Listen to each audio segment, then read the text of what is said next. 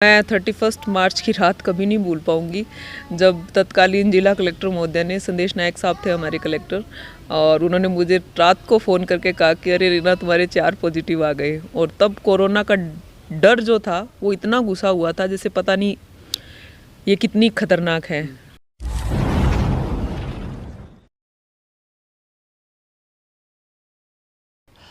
महिला दिवस है और हम उन महिलाओं के बारे में आपको बताना चाहते हैं जिन्होंने अपने अपने क्षेत्र में अपनी कार्यकुशलता के दम पर अपना लोहा मनवाया है। हम बात करेंगे सरदार शहर की उपखंड अधिकारी रीना छिंपा की, जिनकी जो कार्यशैली उन्होंने अपनी कार्यशैली से सभी को प्रभावित किया है। ना सिर्फ प्रभावित किया बल्कि उन्होंने साबित किया है कि महिलाएं चाहे तो कुछ भी कर सकती है। हमारे साथ उपखंड अधिकारी खुद है। मैडम, आज भी अधिकांश महिलाएं वो बहुत सारे इस प्रकार की बातें करती है कि हमें मौका नहीं मिलता, लेकिन आपने साबित किया कि महिलाएं यदि ठान ले तो हर क्षेत्र में झंडे गाड़ सकती है। क्या लगता है आपको जिस प्रकार से महिलाओं की वर्तमान स्थिति उसे देखकर? मौका मिलने ना मिलने वाली जो बात है वो 100% तो सही नहीं की जा सकती। मैं मानती हूँ कि आज भी कम से कम 1/3 हिस्सा ऐसा है जहाँ उनके कुछ ड्रीम्स होंगे और वो चाहती होगी आगे बढ़ना, लेकिन परिस्थितियाँ किसी न किसी वजह से उनके पक्ष में नहीं रही होगी। बाकी जिन्हें मौका मिल रहा है उनके लिए आपके माध्यम से ये संदेश है कि उस मौके का पूरा आप सदुपयोग करें और जितना इनपुट आप डाल सकती है खुद के सपने को पूरा करने में और खुद के लक्ष्य को प्राप्त करने में, उतना आपको डालना चाहिए। जो लोग ये इंटरव्यू देख रहे हैं उनसे मैं विशेष रूप से कहना चाहूँगा कि इस इंटरव्यू को अपनी बेटियों को ज़रूर दिखाएं ताकि वो मोटिवेट इस इंटरव्यू से हो सकें। निश्चित रूप से आगे आप जैसे इंटरव्यू में बढ़ोगे तो आप जानोगे कि मैडम का संघर्ष कैसा रहा है। मैडम, आपने काफ़ी संघर्ष किया अपने जीवन में। जहाँ तक हमने आपके वहाँ स्टडी की है, 6 वर्ष की उम्र में, 6ठी क्लास में थे उस समय आपके पिताजी का स्वर्गवास हो गया था। उसके बाद आप सरकारी स्कूल में पढ़े, सरकारी कॉलेज में पढ़े, लेकिन पहली बार कब सपना देखा उपखंड अधिकारी बनने का? किस प्रकार की चुनौतियाँ आपके सामने आई? मैं हनुमानगढ़ ज़िले के रावतसर कस्बे से बिलोंग करती हूँ और मेरी स्कूल और कॉलेज एजुकेशन दोनों ही वहाँ से हुई है। आपकी बात सही है, दुर्भाग्य से जब मैं 6 क्लास के एग्ज़ाम दे रही थी तो मेरे पिताजी का देहांत हो गया था। लेकिन फिर भी मैं इतने एक अच्छे परिवार का मेरा तात्पर्य है कि संयुक्त परिवार के जितने लाभ हम पढ़ते हैं या ये कहते हैं कि संयुक्त परिवार क्यों होना चाहिए, वो मैंने मेरे जीवन में भोगा है। मैं एक बहुत अच्छे परिवार से बिलोंग करती थी। मेरे ताऊ जी, मेरे चाचा, इन्होंने बहुत अच्छे से मेरी पढ़ाई को आगे जारी रखा। जितना वो प्रोवाइड करवा सकते थे अपने बच्चों के साथ हमें, उतना सब कुछ प्रोवाइड करवाया। वो हम सारे भाई बहन ही वहीं पढ़ते थे, उन्हीं के साथ मैं वहाँ पढ़ी।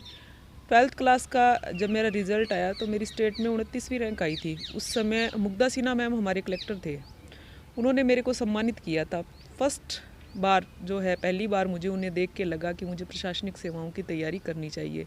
इसके अतिरिक्त जब 11th-12th क्लास में थी तो हमारी हिंदी साहित्य की मैम हुआ करती थी, अनीता दीदी, वो बहुत अच्छा साहित्य पढ़ाया करती थी और स्पेशली हर बच्चे पर ध्यान दिया करती थी। तो उन्होंने भी मुझे बार बार ये सपना दिखाया कि तुम्हें प्रशासनिक सेवाओं की तैयारी करनी चाहिए। मैम, आप काफ़ी अच्छे वक्ता भी हो, स्पीच अच्छी देते हो और काफ़ी पढ़ने का भी आपको शौक है। अब भी उपखंड अधिकारी हो, इतना समय मिल जाता है कि आपकी फैमिली भी है, इतना अच्छा आप नेतृत्व करते हो, लेकिन समय कहाँ मिलता है आपको? साहित्य पढ़ना मेरी हॉबी है, मैं साहित्य की विद्यार्थी रही हूँ। आपकी बात सही है, इतनी हेक्टिक जॉब, छोटा बच्चा, परिवार को टाइम देने के बाद, पर मैं मानती हूँ कि यदि हम मोबाइल में व्हाट्सएप फेसबुक पे टाइम दे सकते हैं तो आदमी कम से कम 1 घंटा अपनी हॉबी के लिए निकाल ही सकता है। तो वो मैं रेगुलरली रखती हूँ ताकि मुझे खुशी मिल सके। 24 घंटे में कम से कम 1 घंटा ऐसा हो जहाँ मुझे लगे कि हाँ, मैंने आज अलग अपनी अभिरुचि का कुछ ऐसा किया जिससे मुझे अच्छा लगा और मेरी पर्सनैलिटी में कुछ इनपुट जुड़े। मैम, युवाओं की बात करना, सिर्फ बेटियों की, युवाओं की बात करें तो युवाओं को आज के समय में बहुत सारी सुविधाएं मिलती है। जब आप पढ़ते थे उस समय उतनी सुविधाएं नहीं मिलती थी, उसके बावजूद आपने सरकारी स्कूल में पढ़ाई की, सरकारी कॉलेज में पढ़ाई की और आपको सम्मानित भी किया गया राष्ट्रपति और राज्यपाल के द्वारा। तो मैम, क्या लगता है किस प्रकार से तैयारी आज के युवा अगर IAS बनना चाहें तो कर सकते हैं तैयारी? मैं स्पेशली गर्ल्स के लिए ये बात कहना चाहूँगी, जो भी लड़कियाँ मुझे सुन रही है, कि आज मैंने आजकल देखा है कि हमारे जो माँ बाप है वो इतने पर्टिकुलर हो गए हैं हमारी स्टडी को लेके कि एक ठेले लगाने वाला व्यक्ति जो है वो भी बेस्ट स्कूल जो उस कस्बे का होगा, उस गांव का होगा, वहाँ पढ़ाता है और आपको वो हर सुविधा देने का प्रयास करता है जिससे कि आप वो सपना पूरा कर सको जो कि उन्होंने देखा है। तो मेरा सभी लड़कियों से ये अनुरोध रहेगा इस इंटरव्यू के माध्यम से, आपके मंच के माध्यम से, कि आप पढ़ने जा रहे हैं तो अपना पूरा ध्यान पढ़ाई पर ही लगाइए। मैं कॉलेजेस में भी जाती हूँ, स्कूल्स में भी जाती हूँ, मैं ये देख के मुझे कई बार बड़ा दुख होता है कि हम घर से तो ये कह के निकल चुके हैं कि हम पढ़ने जा रहे हैं, लेकिन हमारा ध्यान बाहर की दुनिया में अलग अलग प्रकार की ऐसी चीज़ों में व्यस्त हो जाता है कि हम जिस उद्देश्य से घर से निकले थे हम उस उद्देश्य को ही भूल जाते हैं। तो सभी लड़कियों से मेरा अनुरोध कि हमें बहुत वक्त कम मिलता है समाज में खुद को साबित करने के लिए। आपको ही पता है समाज में अलग अलग तरह के प्रेशर होते हैं, एक निश्चित उम्र के बाद शादी का प्रेशर आने लग जाता है, सब चीज़ें हमें देखनी पड़ती है। तो जितना भी वक्त आपको मिला है आपको पूरे डेडिकेशन के साथ अपनी पढ़ाई करनी चाहिए, क्योंकि यही एक की ऐसी है जो आपके सक्सेस के सारे रास्ते खोलेगी। मैम मेरा एक सवाल आपसे ये है कि जब आप आईएएस बने, आरएएस बने, तो जैसे आपकी तरह और भी बहुत सारी बेटियां हैं जिनका सपना होता है कि वो भी अच्छे पदों पे जाए, अच्छे अधिकारी बने, तो किस प्रकार की उनको तैयारी करनी चाहिए, कितने घंटे पढ़ना चाहिए, आपने कैसे तैयारी की? आप सबसे पहले तो मैं मानती हूँ कि स्कूलिंग जब हमारी होती है, बहुत पहले तो ये कहना बिल्कुल एक किताबी सी बात हो जाएगी कि मैं तो छठी में ही सोच लिया था, हालांकि आजकल के बच्चे सोचने लगे, फिर भी कम से कम 10th जब आ जाए, 10वीं जब आ जाए तो हमें सीरियस हो जाना चाहिए। हमारी टेक्स्ट बुक्स हमें बहुत अच्छे से पढ़नी चाहिए। उसके बाद जब हम कॉलेज में आते हैं, सबसे अच्छा टाइम होता है आपका वो 3 साल का, जिसमें मैं ये मानती हूँ कि आपने यदि अपने कॉलेज में टेक्स्ट बुक अच्छे से पढ़ी है, अच्छे राइटर की पढ़ी है, तो आप जैसे ही कॉलेज से बाहर आओगे, कोई भी कंपटीशन एग्ज़ाम दोगे, कोई ऐसी चीज़ है ही नहीं जो आपको सफल होने से रोक सके। हम रुकते ही वहाँ हैं जब जब कभी हम 1 वीक सीरीज़ पे डिपेंड हो जाते हैं, कभी हम 5 प्रश्नों पे डिपेंड हो जाते हैं। तो आपको जो आपका सिलेबस है वो हमेशा टेक्स्ट बुक से करना है। और जो न्यूज़पेपर्स हैं या न्यूज़ जो इलेक्ट्रॉनिक मीडिया के माध्यम से चल रही है, selected newspaper, selected news channels आपको अच्छे से देखने चाहिए, ताकि आप जो आपके आसपास चल रहा है भारत में, आपके राज्य में, विदेश में, उन सब घटनाओं के प्रति आप अपना भी एक दृष्टिकोण बना सकें कि क्या हो रहा है, क्यों हो रहा है या क्या होना चाहिए। अधिकांश अब भी गांव में हम देखते हैं कि बेटियों को नहीं पढ़ाया जाता, तो क्या लगता है अब किस प्रकार से बदलाव कर सकते हैं हम अपने हमारे समाज के अंदर? अब हालांकि ऐसे केसेस बहुत कम हो गए हैं, हम धीरे धीरे मैं ये देख रही हूँ कि बेटे और बेटियों में फ़र्क होना बहुत कम हो गया है। फिर भी यदि ऐसे केसेस है तो गवर्नमेंट भी अपने लेवल पे बहुत प्रयास कर रही है। ऐसे बच्चे जो ड्रॉप आउट हो चुके हैं उनके लिए हमारा जो एजुकेशन डिपार्टमेंट है वो विशेष प्रयास करता है जब भी सत्र शुरू होते हैं, क्योंकि मैं एजुकेशन में रही हूँ, मैंने मेरी नौकरी की शुरुआत जो थी वो एजुकेशन से ही की थी। तो हमें पता है कि जब भी सत्र की शुरुआत होती थी, जो भी ड्रॉप आउट बच्चे हुआ करते थे, उनको हम स्पेशली घर जाकर उनके माँ बाप के साथ समझाइश करते थे। और राज्य सरकार बच्चियों के लिए भी बहुत सारी स्कॉलरशिप दे रही है, उनको पढ़ाने के लिए बहुत सारे इस टाइप के कार्यक्रम चल रहे हैं। तो अब मैं मानती हूँ कि इन चीज़ों में गति आ चुकी है। फिर भी यदि कोई जगह ऐसी है तो मेरा ये मानना है कि इसके अंदर जो भी फील्ड पे जो लोग काम करते हैं, फील्ड पे तात्पर्य उस गांव में जो लोग रहते हैं, जो पढ़े लिखे हैं या जिन्होंने कुछ अचीव कर लिया है, उन लोगों की ये ड्यूटी बनती है कि कम से कम हमारे आसपास ऐसी कोई बच्ची ना रहे जो कि पढ़ने से वंचित हो। महिलाएं पढ़ लेती है लेकिन हम अक्सर देखते हैं कि वो बोलती नहीं है, घूंघट प्रथा आज भी है। आप अधिकांश मैंने देखा आपकी स्पीचों के अंदर जब आप कार्यक्रम में जाती हो तो जब महिलाएं बैठी होती है आप बोलने के लिए कहते हो, लेकिन पढ़े लिखे होने के बावजूद भी बोलती नहीं है। इसके अलावा जो जनप्रतिनिधि, सरपंच हो चाहे पार्षद हो, वो भी घूंघट निकालती है, फिर आती नहीं, उनके जो उनके प्रतिनिधि हैं वो आते हैं, तो अक्सर आप टोकते भी हो, बोलते भी हो। तो इससे कैसे हम दूर कर सकते हैं? ये चीज़ें धीरे धीरे ही दूर होगी और इसके अंदर जो सबसे अच्छी भूमिका निभा सकता है वो पुरुष निभा सकता है। मैं ये मानती हूँ कि घूंघट प्रथा अब तो बहुत बीते ज़माने की बात हो चुकी है। अब हमारे अभी इस टाइप के अभियान भी चल रहे हैं कि हम घूंघट प्रथा को ना कहें। तो जब भी महिला घूंघट निकालती कौन है, हमारी बहुएं ही तो निकालती है। तो जब भी महिला की शादी होके आई तो कम से कम घर के जो पढ़े लिखे पुरुष है वो शुरू से ही उसको खुले पर्दे में रखना शुरू करेंगे तो वो कभी नहीं हिचकिचाएगी, वो बोलेगी, अपनी बात भी रखेगी और जिस भी जगह वो काम कर रही है करेगी। पर ये दुर्भाग्य है, मैंने बहुत सारे ऐसे लोग देखे हैं जो पढ़े लिखे भी होते हैं फिर भी जैसे घूंघट को शर्म का नाम देकर और अपने परिवार में उसको आगे चलाते जाते हैं। तो उन सभी पढ़े लिखे पुरुषों से मेरा अनुरोध आपके माध्यम से कि घूंघट प्रथा को यदि आप थोड़ा सा अलग कर देंगे उस महिला से, फिर देखिए कि उसके व्यक्तित्व का क्या विकास आपके सामने आता है। मैम अक्सर हम देखते हैं कि आजकल छोटी छोटी बच्चों के साथ गलत हरकतें होती है, तो आपको नहीं लगता है कि परिजनों को चाहिए कि गुड टच बैड टच बच्चियों को बताएं? बिल्कुल, मैं ये मानती हूँ कि अब जो परिदृश्य चल रहा है, अब जिस ओर हमारा समाज जा रहा है उसमें बहुत छोटा बच्चा भी वल्नरेबल है। तो इसके लिए घर में बहुत अच्छा माहौल होना चाहिए और बच्चे को हमें शुरू से ही सब चीज़ें बतानी चाहिए कि कौन अजनबी व्यक्ति है, आप जिसकी बात कर रहे हो, गुड टच बैड टच, वो सबसे अच्छा उसकी मदर उसको सिखा सकती है। तो ये चीज़ें भी हमारी बच्चियों को बताई जानी चाहिए, इवन बच्चों को भी। और इसके अलावा हमारी जो लड़कियां स्कूल जा रही है, जो कॉलेज जा रही है और उनके साथ कहीं भी कोई गलत बिहेवियर हो रहा है, तो बहुत सारे कानून इस पक्ष में बने हुए हैं, उनको पूरी जानकारी होनी चाहिए और उन्हें खुद को इतना सक्षम बनाना चाहिए कि वो हर बात का गलत का विरोध कर सके। मैम, आपके सामने किस प्रकार की चुनौतियाँ आई आरएस बनने तक, रीना से आरएएस रीना छिंपा बनने तक, एसडीएम रीना छिंपा बनने तक? चुनौतियां तो देखिए, जितना बड़ा आप सपना देखते हैं उतनी ही बड़ी चुनौतियां आपको फेस करनी पड़ती है। उन चुनौतियों से निकलकर ही, उस संघर्ष से निकल के ही आप जो है अपना एम प्राप्त कर सकते हैं। बहुत कुछ मुश्किल नहीं लगा मुझे, क्योंकि मुझे शुरू से पता था कि रास्ता आसान नहीं है, तो आपको थोड़ा सा संघर्ष करना पड़ेगा। सबसे पहले तो जो मुझे लगा, ये लगा कि एक छोटे से टाउन में इस टाइप की कोई गाइडेंस अवेलेबल नहीं थी कि आपको क्या पढ़ना चाहिए, क्या करना चाहिए। फिर भी उस कस्बे में जिन्होंने भी ये परीक्षा क्लियर की थी, उनसे अच्छे संबंध रहे, उनके पास मैं जाती थी और वो एज ए टीचर मुझे अच्छा गाइड करते थे, जिसकी वजह से मुझे ये पता चला कि क्या पढ़ना है। तो एक कमी तो मुझे ये महसूस हुई। उसके बाद में हम जैसे उनसे जो भी गाइडेंस मिली वो हम लेके और मैंने तैयारी की और ईश्वर की कृपा से सिलेक्शन भी हो गया। सिलेक्शन भी होगा, शुरुआती 4 नौकरियाँ में जहाँ तक हमें पता है कि आपने छोड़ दी। हाँ, मैं सबसे पहले मेरा जो सिलेक्शन हुआ था वो सेंट्रल गवर्नमेंट में टीजीटी पद पे हुआ था, वो मैंने ज्वाइन नहीं किया था।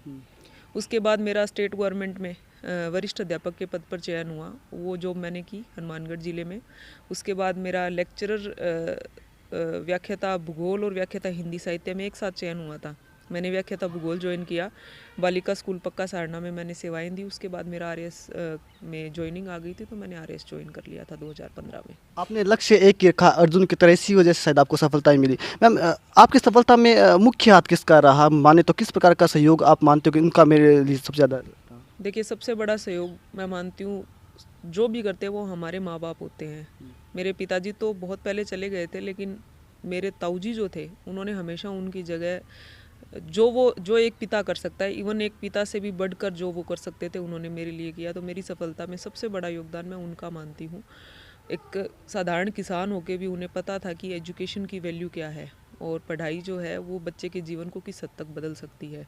सबसे बड़ा योगदान उनका रहा। उसके बाद मैं इस मामले में भी बड़ी सौभाग्यशाली थी कि मुझे टीचर्स बहुत अच्छे मिले। मैं सभी टीचर्स को भी आपके माध्यम से ये कहना चाहूँगी कि यदि आप ठान लेते हैं कि किसी बच्चे का जीवन हमें बनाता है, तो कोई शक्ति ऐसी नहीं है जो आपको रोक सके। मैं स्कूल में थी तो अनीता शर्मा मैम थे, वो बहुत अच्छा पढ़ाते थे, आज तक मेरे साथ है। आज भी मुझे कोई समस्या आती है, वो प्रिंसिपल है अभी, मैं उन्हीं से बात करती हूँ, चाहे वो मेरे व्यक्तिगत जीवन में हो, चाहे वो मेरे प्रोफेशनल जीवन में हो। जब मैं कॉलेज में आई तो देवेश सहारण सर मिले, वो बहुत अच्छा पढ़ाते थे। मैंने भूगोल और हिंदी साहित्य मेरे सब्जेक्ट थे, इसके बाद शायद कहीं से पढ़ने की कभी आवश्यकता नहीं पड़ी। इसके अतिरिक्त हमारे कस्बे से जो लोग सफल हो चुके थे, उन लोगों ने भी बहुत सहयोग किया। जो साथ के लोग तैयारी करते थे, उन लोगों ने भी मुझे बहुत अच्छा सहयोग किया।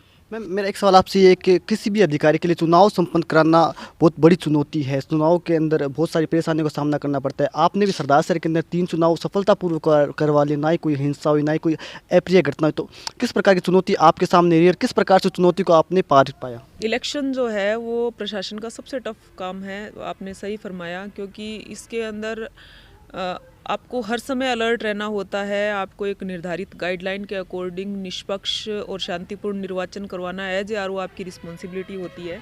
मैंने यहाँ पे ग्राम पंचायत सरपंच इलेक्शन, पंचायत समिति सदस्य इलेक्शन और नगर पालिका इलेक्शन संपन्न कराए। तो सरदार शहर काफ़ी बड़ा क्षेत्र है, पंचायत समिति में भी और नगर पालिका में भी। तो इस टाइप की समस्याएं काम की अधिकता की रहती थी, लेकिन यहाँ की टीम अच्छी थी।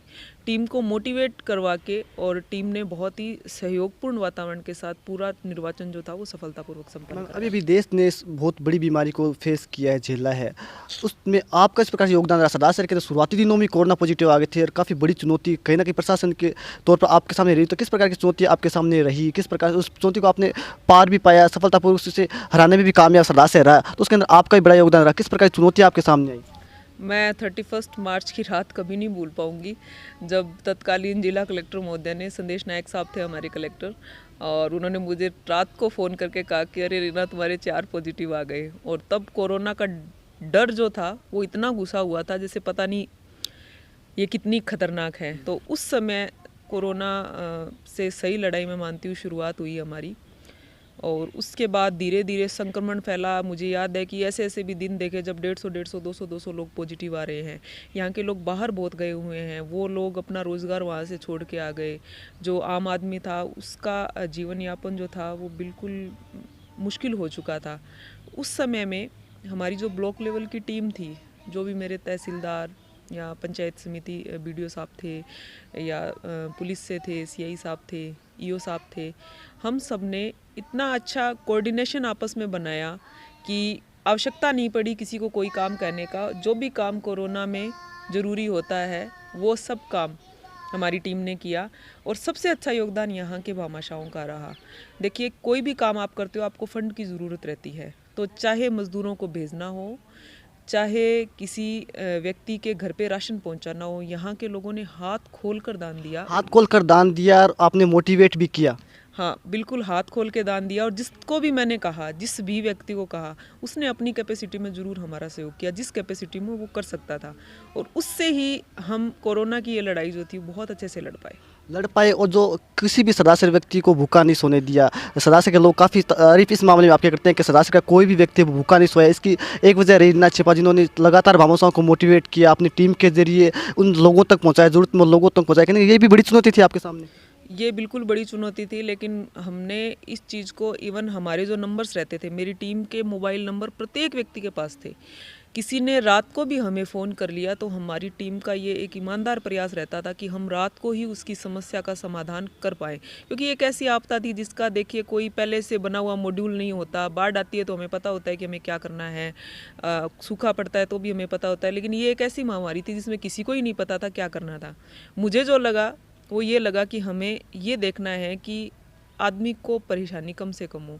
तो किसी ने रात को भी अगर कुछ कह दिया तो मेरी टीम रात को भी तत्पर रहती थी उनको उनकी सहायता पहुंचाने के लिए। मैम, मेरा एक सवाल आपसे और है कि मतलब अब भी जो बेटियां हैं शिक्षा के ऊपर ले चलते हैं फिर से, मतलब उनके साथ बहुत सारे बहाने होते हैं कि हम गांव से हैं, हम सरकारी स्कूल में पढ़े, तो उनके लिए क्या कहना चाहोगे? अब भी बहुत सारी इस प्रकार। अब एजुकेशन में आप गांव की बात छोड़िए, एजुकेशन ढाणियों तक पहुंच चुकी है। आप ये देखिए कि सीनियर सेकेंडरी स्कूल पहले 4-5 गाँव में, एक गाँव में होता था, अब तो लगभग हर गांव में, कहूँगी मैं, लगभग हर गांव में आपको एजुकेशन की फैसिलिटी अवेलेबल है। गवर्नमेंट इतनी स्कीम्स चला रही है। आपके घर के लोग, मैंने ये देखा है कि हमारी अनपढ़ दादी जो पहले कहती थी कि पढ़ लिख के कौन सा अफसर बनोगी, वो भी ये चाहती है कि हमारी जो पोती है वो स्कूल जाए। घर के लोग जब आपके प्रति इतने पॉजिटिव हैं तो फिर कोई बहाना बचना नहीं चाहिए। बेटियों के लिए अंतिम संदेश क्या आपका?